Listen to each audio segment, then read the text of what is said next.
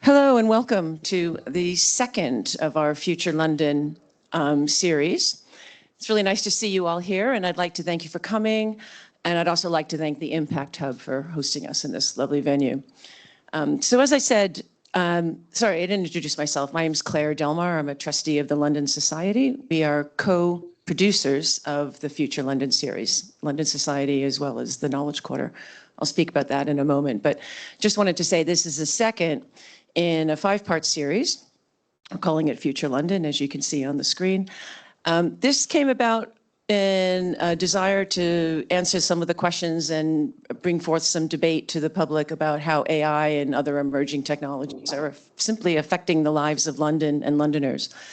And as I said, it's a 5-part series. The first one was earlier this month. We spoke about AI's impact on the arts and on the cultural sector. It was a really thrilling discussion. I'm sure tonight's on sustainability will be equally as thrilling. And then in the future, over the next few weeks, we're going to be talking about health, we're going to be talking about transport, and we're going to be talking about the built environment. So mark your calendars around that, and we'd love to see you back here. This all came about because the London Society, which is one of the oldest, if not the oldest, civic society in this country, worked in partnership now with the Knowledge Quarter. And again, it was to address some of these questions about how we look at new technologies and its impact on London. And the London Society, as I said, it's over 100 years old. We are a member-driven organization. What we do with all that wonderful energy is we create content, we create podcasts, we create events like the one you're at right now. We create, did I say podcasts? We create all kinds of content, walks, tours, you name it. Do come and talk to me after if you're interested in joining. We've also got Jenny and Leanne in the front row. We're very enthusiastic about London. We've been talking London for over 100 years. Special pitch, if you're under 30, you can join for free for 2 years. So do consider that. We love a lot of young energy, and it really is a great organization. So at this point, I'd like to hand over to Sam, who's going to introduce from the Knowledge Quarter's perspective how the series was conceived and what we can expect tonight's discussion on sustainability. So thanks very much. Enjoy the evening, and hopefully we'll talk a bit later. Thank you. Thank you, Claire. And thank you all for coming to tonight for the second in this series of public discussions on London's technological future, hosted by us, the Knowledge Quarter, in association with our new friends at the London Society. My name is Sam Oates. I'm the Partnerships Manager at the Knowledge Quarter. And tonight, our expert panellists will be exploring the role of new technologies in London's sustainable future. They may even leave you with a sense of hope in what are dark times for anyone with a professional or humanitarian interest in the health of our planet. And if not, there is an open bar you can head to at the end of the event. For those unfamiliar with who we are, the Knowledge Quarter, or the KQ, is a cross-sector partnership of knowledge-producing organisations situated within a 1-mile radius of the British Library in King's Cross. We were founded out of the British Library 10 years ago, and today we have around 80 partners. They include the area's universities like UCL and Central St. Martin's, scientific institutions such as the Francis Crick and Wellcome, arts, culture and heritage sector institutions like the British Library and the British Museum, and technology organisations like Google DeepMind and the Turing. As an innovation district, which is what we like to think of ourselves as, the Knowledge Quarter is a research and innovation heavyweight.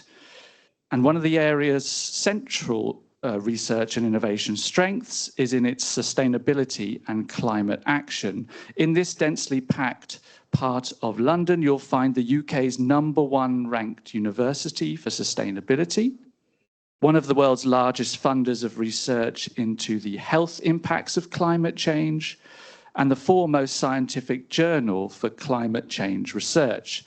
And I'll get you a drink if you can tell me what they are at the end of the event. As part of my role at the Knowledge Quarter, I've led efforts to convene the area's sustainability and climate experts, efforts which began at the end of 2020. That was a very different time to be talking about sustainability and the climate. We'd briefly experienced a London without vehicle pollution, a world with less air travel. We appreciated more our access to green spaces. The question of what exactly we were sustaining was self-evident, a different, less environmentally damaging world than the one before the pandemic. To quote the government of the day, we would build back greener. Then came the age of large language models, which in many ways have flipped the script on sustainability. When Gen AI burst onto the scene not 2 years later, tech CEOs were quick to hail our economic and climate salvation. Many have adopted messianic complexes themselves. But they have not been able to conceal the growing energy demands of this new technology. The IEA, an organization that's very much in the news nowadays, estimates that energy usage for data centers will double by 2030, largely driven by AI compute. Emissions from data centers may reach 1 to 1.5% of global greenhouse gas emissions by the end of the decade. That might sound immaterial, but consider that aviation accounts for just 2.5% of global emissions, and the scale of the problem becomes clearer. A legitimate question to ask is, how necessary is this additional percent? To quote the environmental journalist Elizabeth Kolber, how can the world reach net zero if it keeps inventing new ways to consume energy? In an interview in 2024, Eric Schmidt, the former CEO of Google, articulated the paradox at the heart of it. AI would help solve climate change, even if its energy demands exacerbated the problem. It's a gamble, in other words. However, as we'll hear tonight, it's one that can pay off if the technology is deployed in the correct way. There are numerous innovations and use cases to get excited about, which are driving the optimizations and insights needed to affordably decarbonize London and its industries. The Mayor has set us an ambitious 2030 net zero target. What role will these emerging technologies play in reaching this goal? And how can we trust these technologies will deliver the promised emissions reductions? At the same time, up to 60 new data centers are currently in the planning pipeline for London. Will emissions from their backup generators tip London off its pathway to net zero? There may be other trade-offs too. In West London recently, new data center developments caused delays to the delivery of 12,000 homes because of the strains on the grid. Do we have the policies to deliver London's technological future in an equitable fashion? How can we ensure the capital's technological growth is not at the expense of people and planet? To discuss these questions and more, I would like you all to welcome onto the stage our moderator, Thea Shearer, and panelists, Professor Adam Sobey, Sandy Tung, Aidan O'Sullivan, and Georgia Elliott-Smith. Please give them a round of applause.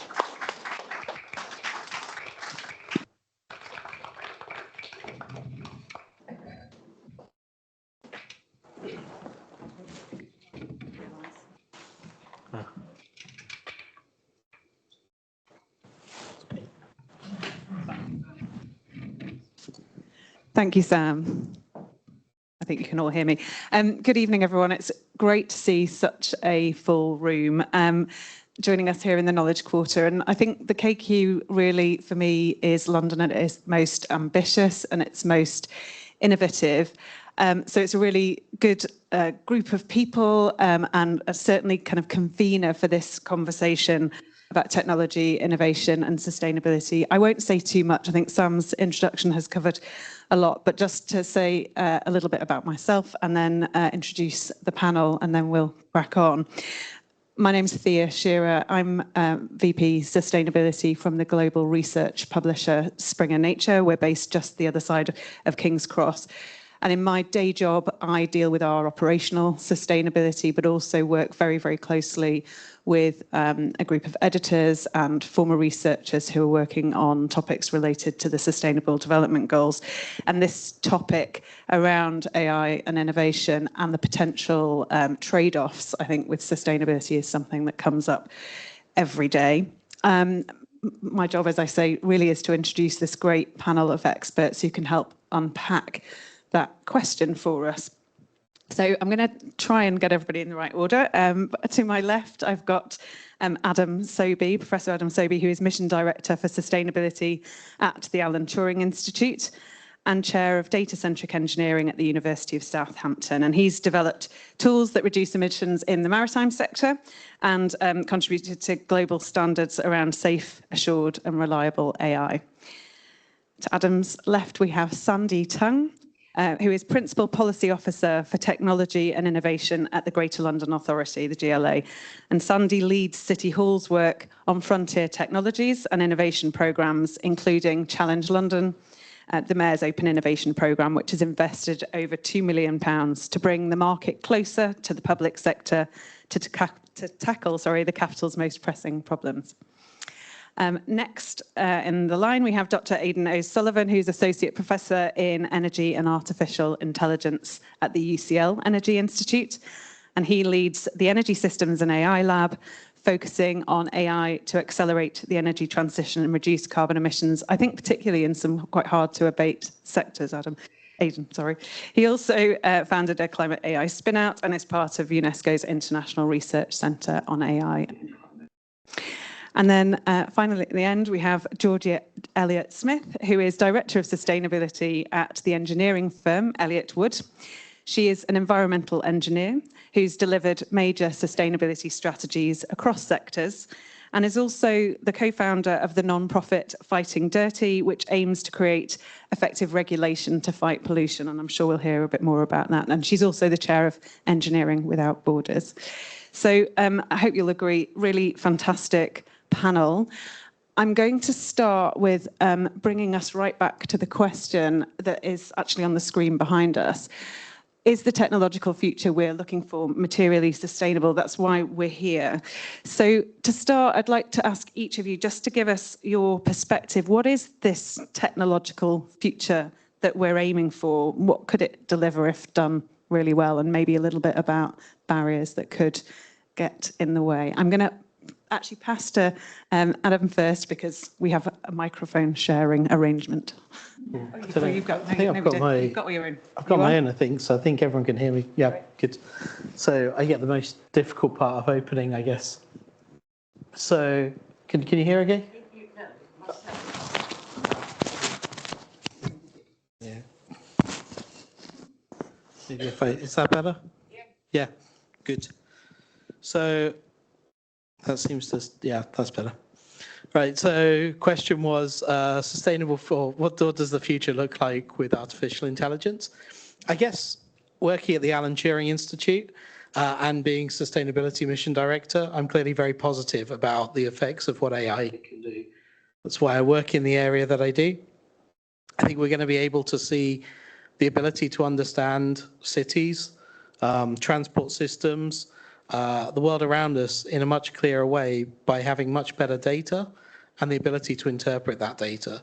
And that's going to allow us to make interesting changes to the city, to the transport system, to allow us to improve efficiency, to reduce the number of people required to do that, and allowing people to do things that are a little bit more interesting, hopefully. And so I think that's kind of like the future we can kind of look forward to. There's definitely more emphasis on robotics, more emphasis on understanding these systems, and that will bring the efficiencies that we see. A quick example was we built a 3D printed bridge that got installed in Amsterdam that has sensors like all the way through the bridge.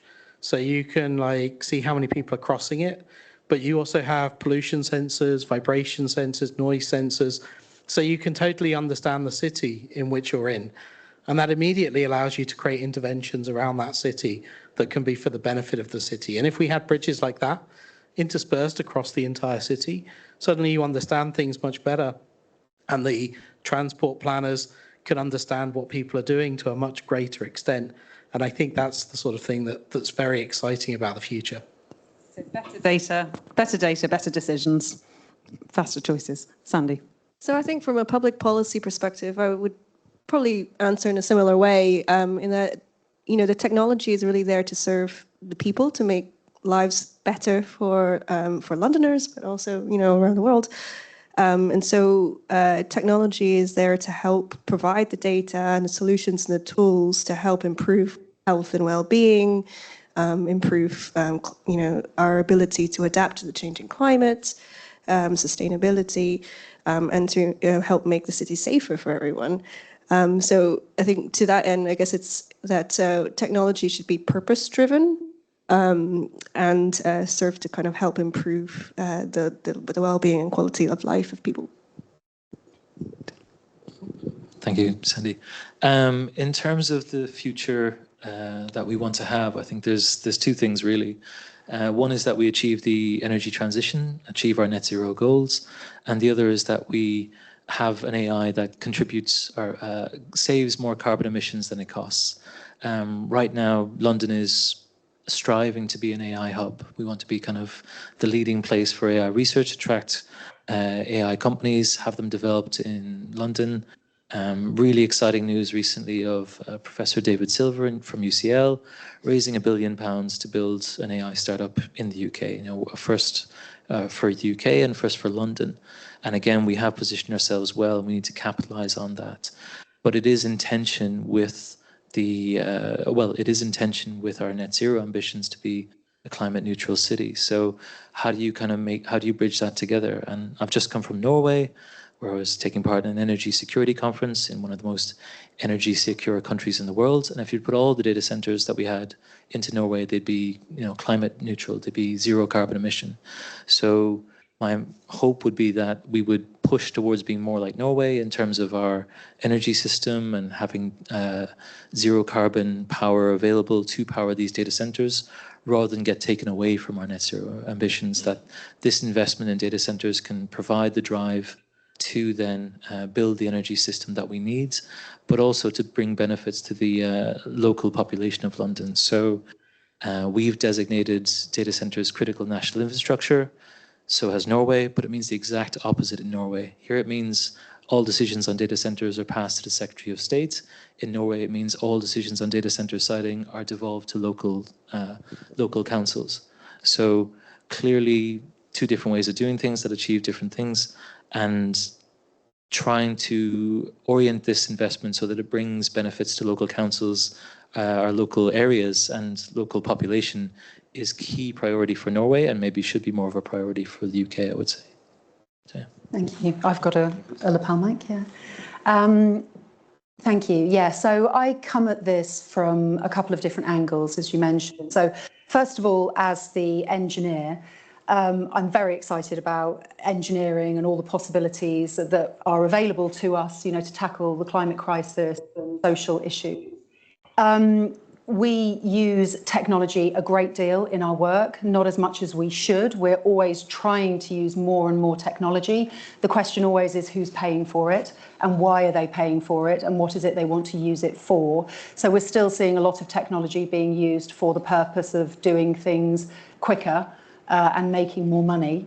Rather than necessarily, we always want to drive it towards better social and environmental outcomes. And that's a creative challenge for us to make sure that we're able to frame that narrative where we can drive those great environmental and social outcomes whilst also creating this efficiency and this reason to invest for our clients. And there's, those are two very different things, and we have to be very careful because a lot of the AI tools that are available at the moment are more about productivity.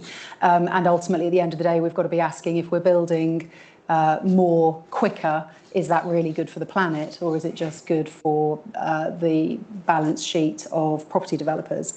Now, they are our clients, so what's good for them serves to be good for us. But we have a social conscience and an environmental conscience, and really everything that we are doing as engineers, we want to be globally responsible. But we're dealing with those competing pressures. I think also then as an activist for me, I do have this question around AI and getting very excited about this tool that we have available to us. But I wonder whether we have to ask ourselves, are we using the same playbook potentially as tobacco, where we put in front of people this amazing thing, this fabulous stuff that's marketed amazingly well, but is it good for us? And actually, are the benefits potentially overstated and the harms not talked about enough and not put in front of? So there's a really healthy tension, I think, there. It'd be good to unpack some of that a bit more. I want to talk first about that energy piece and where the opportunities might be with AI and technology. And I think then there's a piece around growth in the economy and who that benefits. I think maybe, Aidan, could you just say a little bit about that, the promise, I suppose, the hopes of the technology really on tackling emissions in a way that perhaps is harder to do without AI? Yeah, certainly. I think I kind of left that out, but essentially AI is a software. To understand what AI can do in terms of carbon emissions, it's better to talk about the technology and its characteristics. So what is AI? It's a software technology. What kind of characteristics does it have? Well, it's very good at doing rapid decision making and handling complexity. Now, how much of our carbon emissions in the energy system are due to our inability to handle complexity and our inability to make rapid decisions? So right now in the National Grid control room, there are 3 guys sat at a desk watching a line move every second.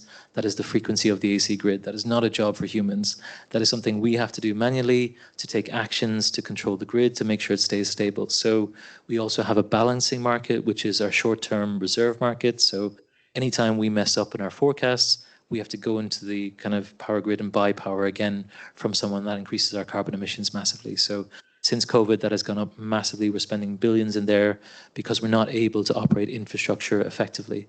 So what AI can do essentially is, well, the easier way to think about what the impact of AI can be is to look at all the places where we're struggling to manage complexity and what it's costing us. So that's kind of where the opportunity lies. And the opportunity is huge in that case, because again, there's a lot of areas where we're not taking the optimal decision. We're not able to manage things at speed they need to be managed at. And these are kind of areas where infrastructure can be much more efficient without having to build more. And Sandy, in London, I have learned a little bit just in terms of preparing for this panel about some of the very real challenges with the energy system here in London, the risks, I suppose, to growth actually because of capacity. Could you just say a little bit more about that and what the GLA is doing in terms of thinking about data centres here in London?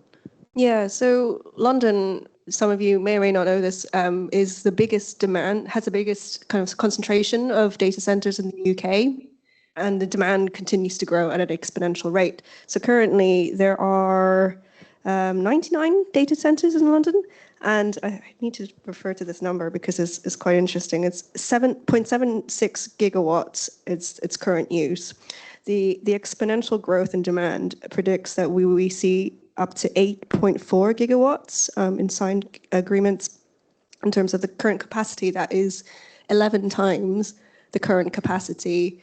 And that is actually that's the entire, what the entire London uses at its peak currently. So you just imagine the scale of that problem.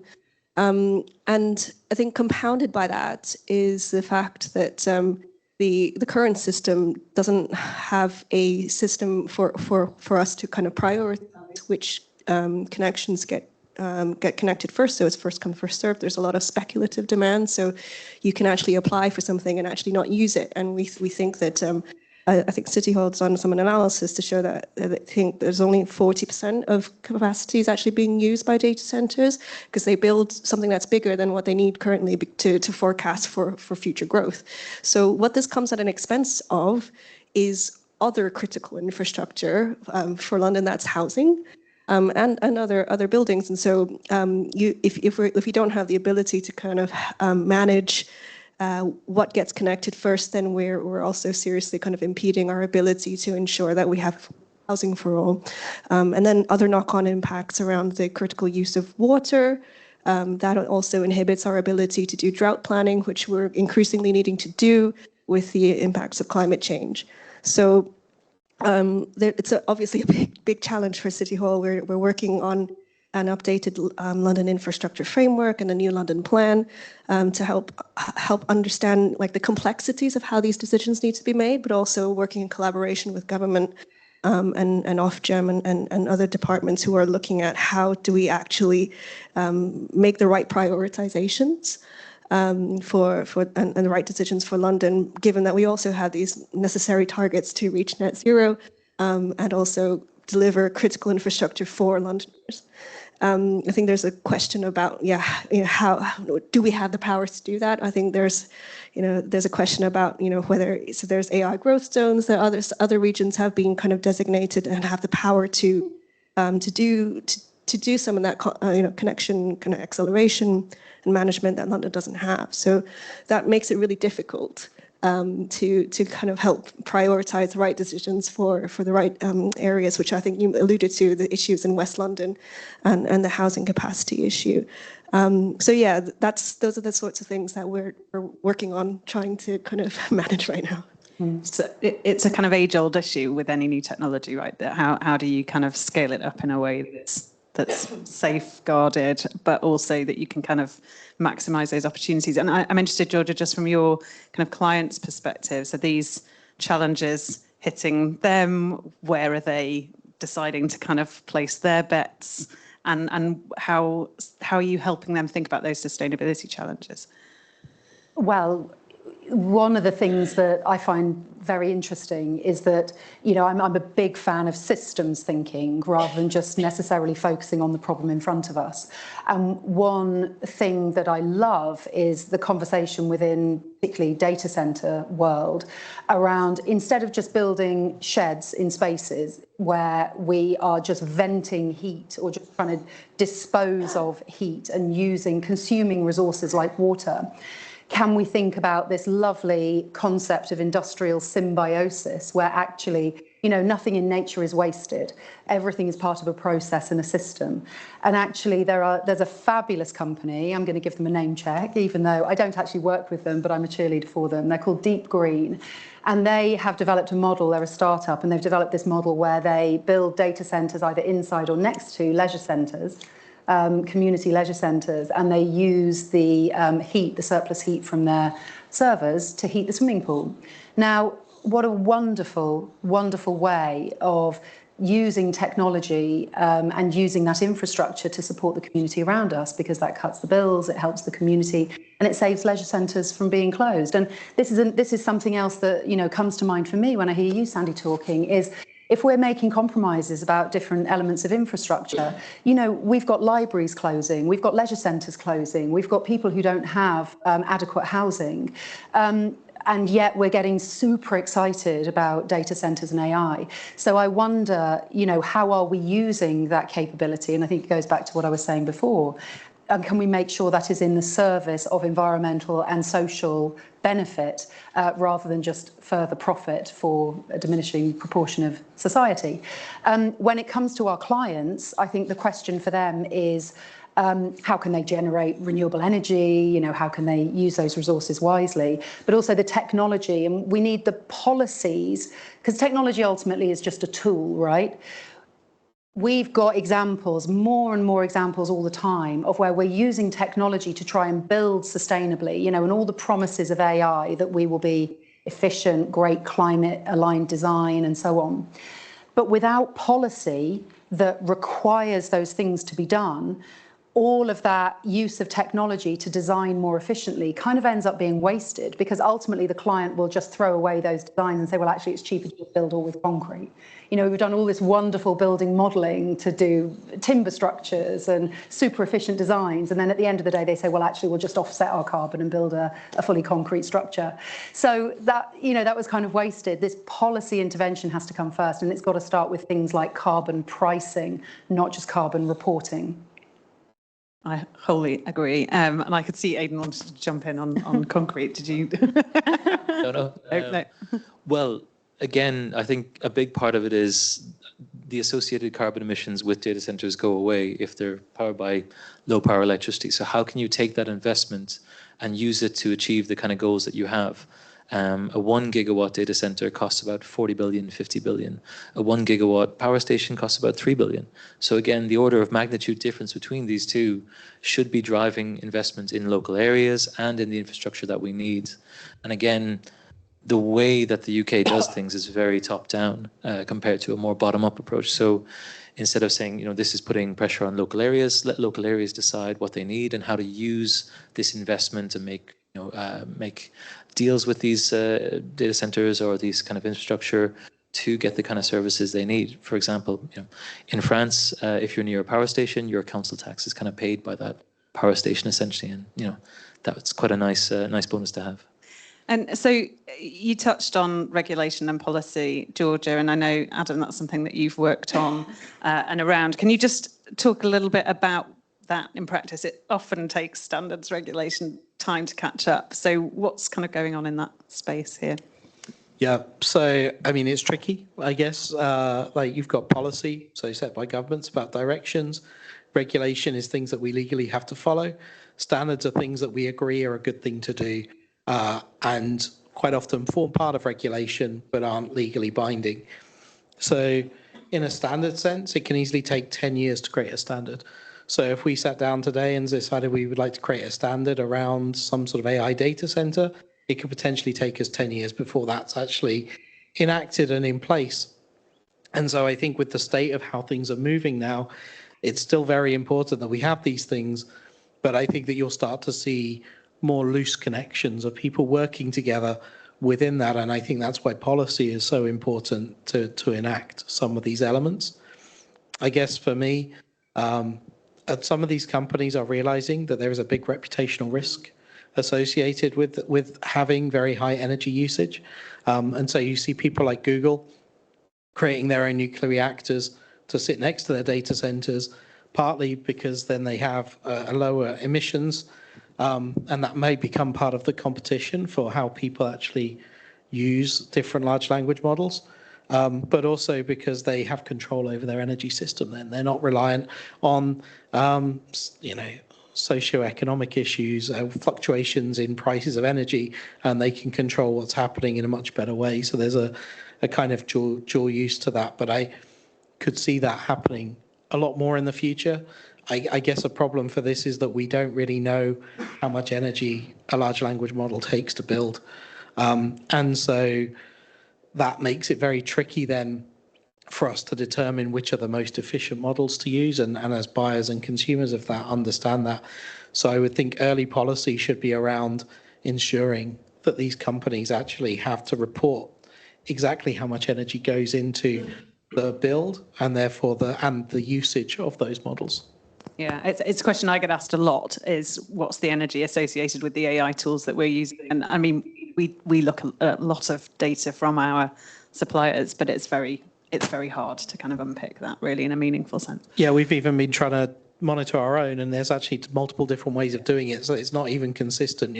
We know literally on our own computers how much it's sort of relatively using, but accounting for it in different ways is quite challenging, and having a consistent form is important. My recollection, if I'm right, is that when Microsoft missed some of their carbon reduction targets a year or two ago and linked it back to AI, but actually it wasn't the energy of powering the AI, it was the concrete associated with the buildings that the AI servers were being put in, which again I think just shows how complex and interconnected this all is. So London, as a place for innovation and for development of some of these technologies, has already had a number of kind of public sector innovation programs to identify and sort of scale new technologies. And Sandy, interested just to hear a little bit from you about what works well and how we can kind of create better mechanisms of collaboration and perhaps also building in some of these safeguards and so on. And just while you're getting the microphone, I am going to open the floor to questions in a few minutes. So be thinking about your own, please. Yeah, so switching tack from data centers a minute into looking at climate tech solutions. So one example that I can share here is last year we supported a kind of a large-scale pilot to install Internet of Things sensors to monitor for damp and mold in social housing across 20 boroughs. So working in collaboration with the London Office for Technology and Innovation and AWS, we were able to test out the kind of rapid deployment of these sensors. Normally, boroughs would have to procure these one by one individually according to their own specifications because all boroughs are independent. And the reason why we were able to do this is because there was a kind of a couple of things. One, there was a very strong shared purpose and challenge in that this coincided with a new law that was introduced, Awab's law, because a 2-year-old sadly died because of the intense damp and mold in his house. That changed a renters law for Social Housing Act, requiring boroughs essentially to deal with issues of damp and mold within a very tight time frame. I think it's emergency repairs in 24 hours and kind of looking at inspections within 10 days. And so the only way to do that is to have technology help you to do that. So I think there was a kind of shared consensus across the local authorities that something needed to be done. And we were able to kind of work with one of the boroughs, Sutton, to kind of to procure a bunch of these sensors on behalf of the other boroughs, so that they didn't have to all go through that individual thing one after another. And so I think that was what worked well in terms of like the mechanism, was that, you know, you have that sense of shared purpose, but also not having to go through the same thing 20 times. I think that's a unique challenge to London, in that we are the only city that has 33 boroughs. Other cities in the UK maybe have that to a lesser degree. But that just speaks to the complexity of the challenge that we're dealing with here in terms of how do you scale something that works. So I think the next step is then to look at how do we do more of this and to ensure that these solutions really stick and get adopted at a massive scale. And Georgia, again, just thinking to your kind of client base and some of those challenges that you touched on earlier of really having a kind of purpose and a mission that is a direction that everyone's following, that has sustainability or social value at its core. I mean, I sensed there is a bit of skepticism and in the activists in you, but to what extent do you think actually both public sector and the private sector can kind of come together on moving things forward in the right direction? Yeah, absolutely. Well, you know, we do a lot of work on this. In fact, one of my colleagues was seconded to Westminster and drafted the retrofit first policy.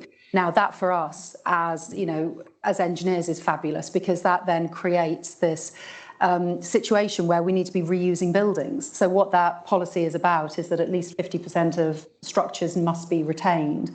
And therefore, for us as structural engineers, that creates this fabulous design challenge of how do we take the unique situations that we find in London of buildings of all ages, all shunted together, you know, and depending on the era in which they were last refurbished, you can find all sorts of horrors or delights within them.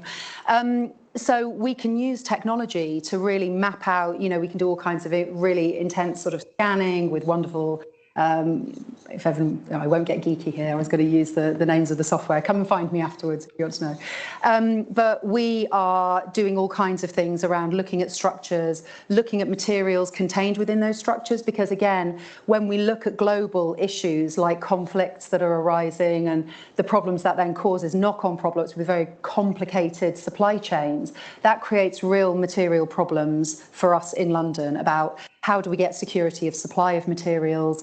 And if we consider our cities as being banks of materials that are right in front of us, we can touch it, you know, we can risk assess it, we should be using it. But that doesn't fit very well with our current building processes. We need technology to be able to assess these really complicated problems of how do we assess, use and reuse these materials. And that's what we're doing within Elliott Wood. So scanning them, logging them, using AI to assess quality, assess how they can be reused. This is really, really exciting stuff. And that's really in the service of not only the planet, but it's also for the communities to reduce disruption, make sure that we're, you know, maximising efficiency for clients as well, because ultimately, you know, what's good for the planet has to also be good for business. Otherwise, it's never going to work in a capitalist economy. You know, we have to make those two things mesh together. And, you know, that for me is the really exciting stuff. But it's making sure that our clients understand the benefits, and also making sure that we can use financial markets and all the opportunities that maybe ESG reporting and the stuff that our government isn't pushing, you know, using the financial markets and their awareness of risk and how you price risk and all of those things is super important to me.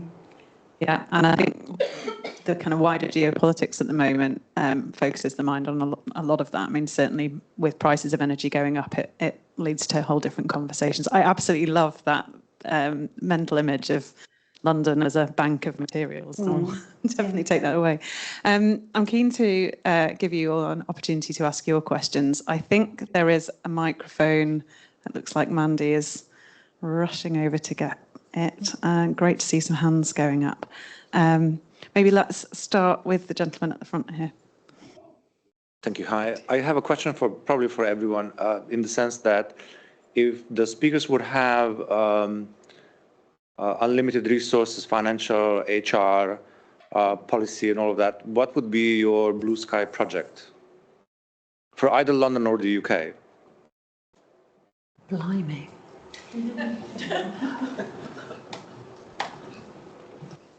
Adam, do you want to have a go?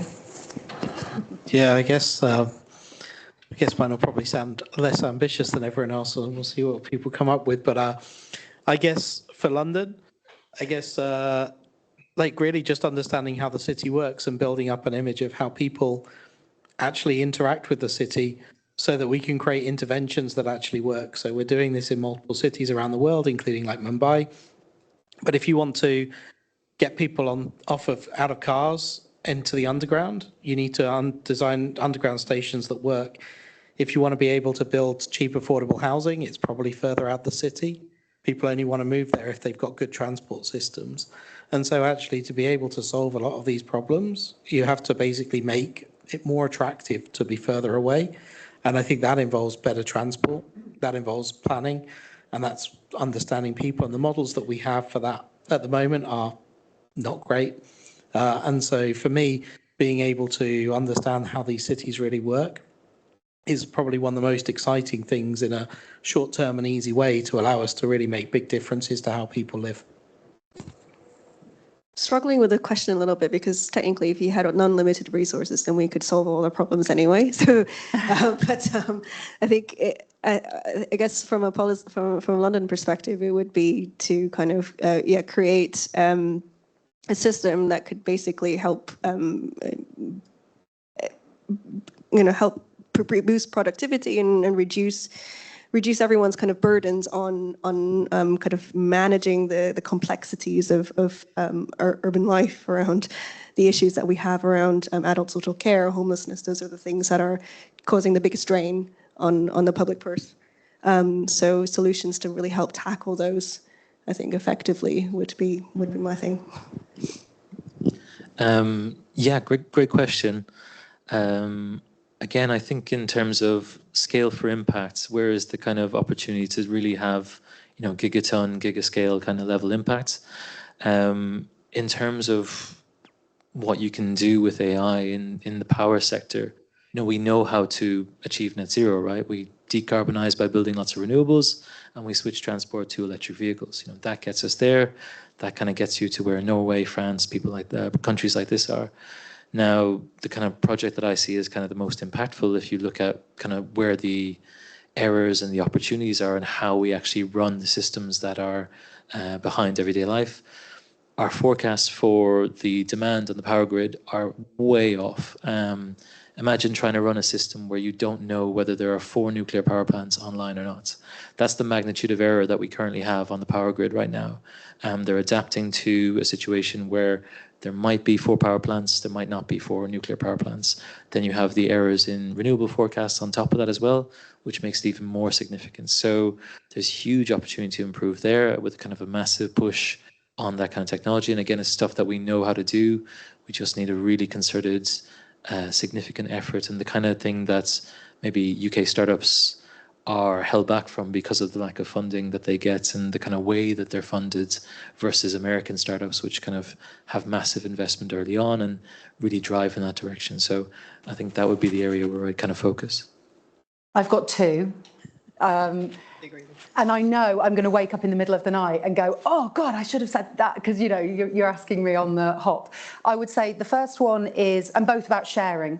The first one is hyper-local power generation and sharing. So there's a wonderful community project in Hackney called Power Bank, and it's basically two artists camped out on their roof, crowdfunded to get some solar panels. They share that power on their street in Hackney. They're rolling out this model, and it's basically where you're generating locally and then sharing power amongst neighbours. And I think that that is such a beautiful concept in terms of building community, but also moving away from dependency on big power grids and, you know, building resilience in communities in many ways. And then the second thing would be space sharing, because we have all of these buildings in London that are empty most of the time, but we also have a massive problem with homelessness, and then we're constantly trying to get, you know, underfunded local resources, underfunded local amenities, you know, hospitals, homelessness services, schools, etc., etc. We could be sharing space much more efficiently, and we're not, because of the way that these business models are set up and insurances and so on. If we could find a way to use technology in the service of space sharing more effectively, we wouldn't need to build so much stuff. So my property clients wouldn't like this answer very much at all. But we could find a model of monetizing that space in a way which is better for everybody, rather than just building more and more and more stuff all the time, because the building industry consumes vast resources. You know, it's 40% of global CO2 emissions is in the construction and operation of buildings. We should be using this space much more effectively. So, but I think both those things are possible. So maybe that's not unlimited resources.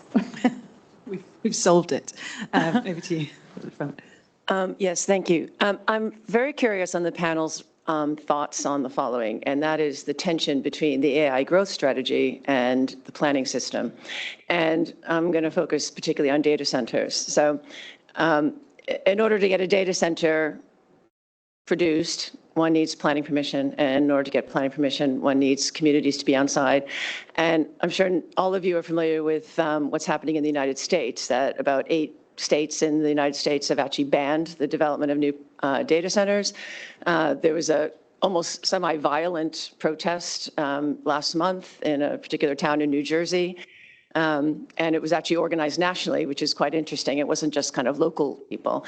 And it made me wonder, obviously, about this sort of existential tension.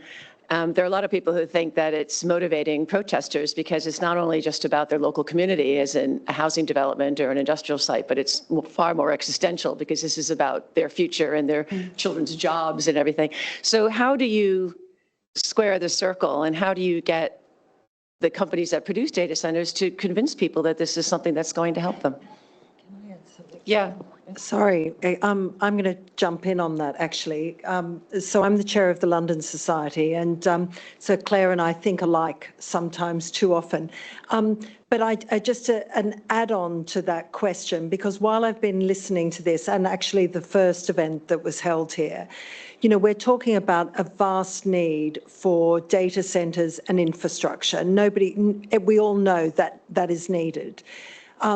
And yet, over 30 years, we've looked at housing being infrastructure, and we all know that that's needed. And yet, there's never been a communications program or plan by the GLA of any flavour to convince Londoners why this is important. And so what I would say is, in May, there's the May council elections, and as you say, 32 boroughs. There's going to be incredible change in the political framework. We're going to have a lot of new councillors, a lot of new planning departments.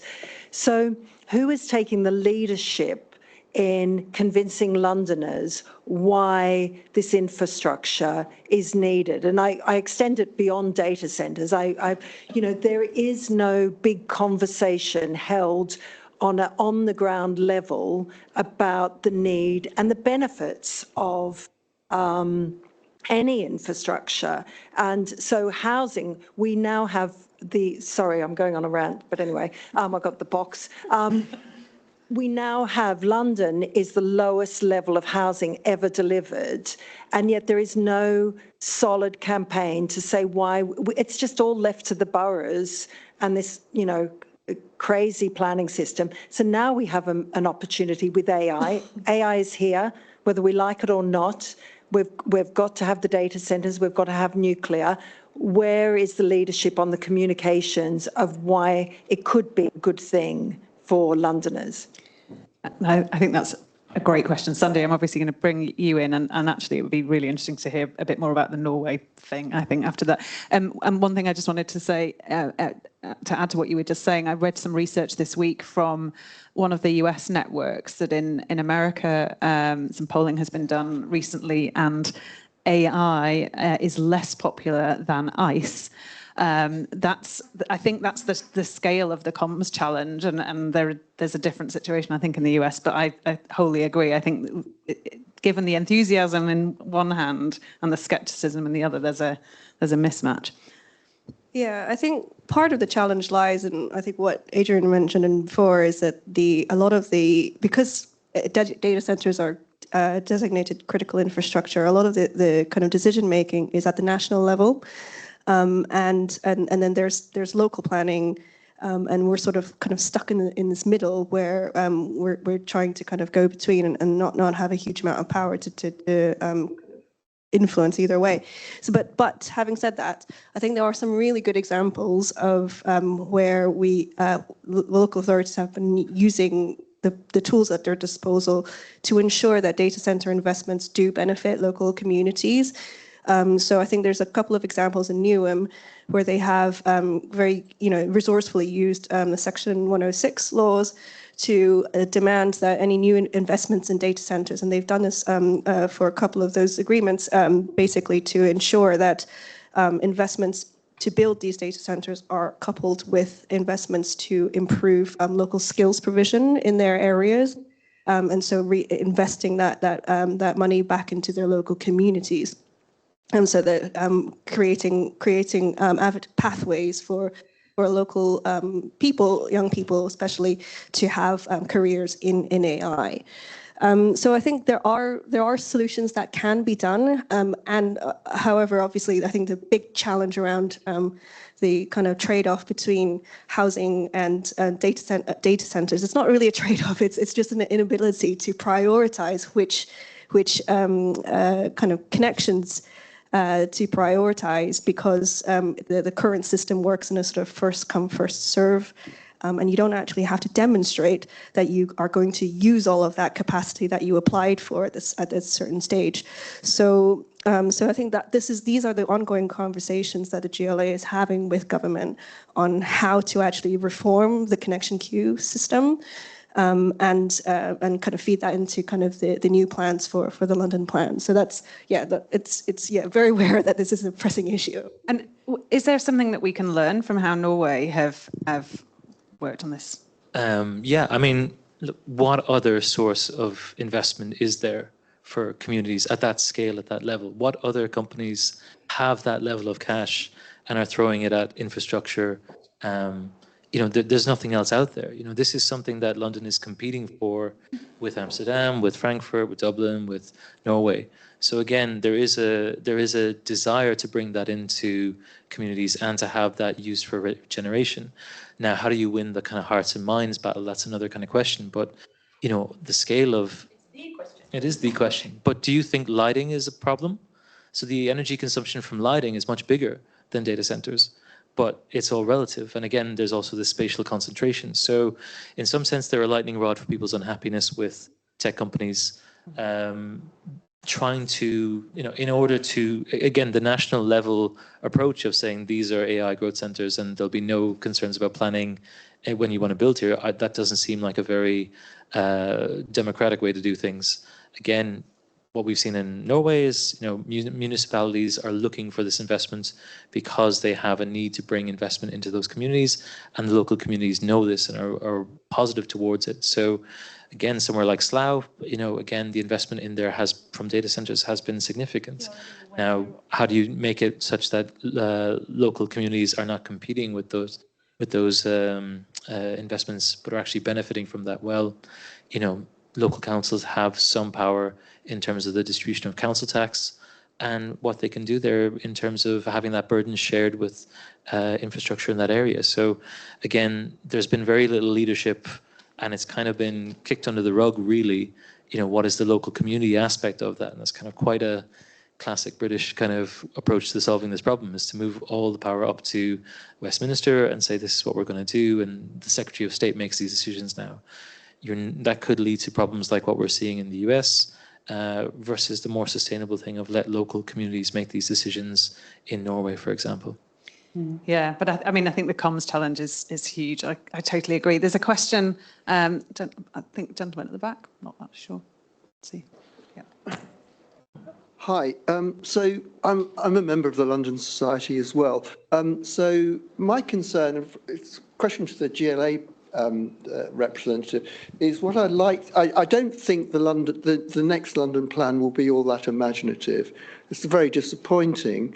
But on the other hand, you could say, well, actually, things take a long time to build, and so your opportunity areas that you've created 15 years ago, they'll still have, a lot of them will have a long time to go before they reach for realization. When it comes to data centers, that's different from AI knowledge. They're machine rooms. And I wonder whether we should have a more strategic viewpoint on, and in line to that, the power supply for these, to look at the Southeast region or a wider London region, so that these data centers can be constructed and not necessarily contend with housing space or office space. There's no reason for that. We need knowledge workers, but we don't necessarily need data centers. And we have an M25 that's outside of outside of a lot of the London boroughs. So maybe we need to do that. And with all of that, we talk about things geopolitically at the moment. We've made reference to that. So data centers or racks of data in a data center are all about, for an organization, are about blast radiuses. So if we have, the government, the GLA needs to consider the strategic importance of these data centers and their vulnerability strategically, if we're going to, in the future. You see what's happening in the Gulf. But could we have opportunity areas for data centers? I know it's a class of land on which they go on. But do you see what I'm coming from? Yeah. So the government does have a scheme called AI growth zones, where those local areas will get special powers to prioritize the growth prioritize growth in the area through investments in data centers to help with local growth. And it will contain powers to kind of basically do things like prioritize connections and kind of fast track planning applications and things like that. We have been advocating for London to be an AI growth zone for the many reasons that we pointed out earlier, in terms of like where the demand is coming, which is kind of driven by the private sector, I might add. It's actually not something that we've been kind of from the policy level we've been actively trying to cultivate, actually. But that hasn't happened for London. And so I think that provides a bit of a constraint, but it's definitely something that is a top of mind issue that we're trying to work constructively with government to find ways to help understand the extent of the kind of crisis that is unfolding in London, and how do we actually manage this unsustainable kind of future growth. I'm really conscious of time. I'm also really conscious that there are a number of hands that have been very patiently waiting. However, I think I'm right in saying that all of our speakers can stick around for a little bit, and there is networking and drinks afterwards, and I need to do my job as a moderator and wrap us up for 7 o'clock. So apologies if you have a burning question that you've not been able to ask yet. Do stick around and join us. I've very much enjoyed this conversation. I think it's super interesting, really great perspectives to have. I'd just like to thank the London Society and the Knowledge Quarter for convening us. I hope you've also enjoyed it, and yeah, please stay around and let's continue the conversation. Thank you very much.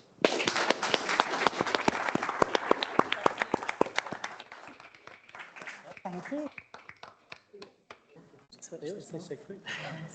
End up capturing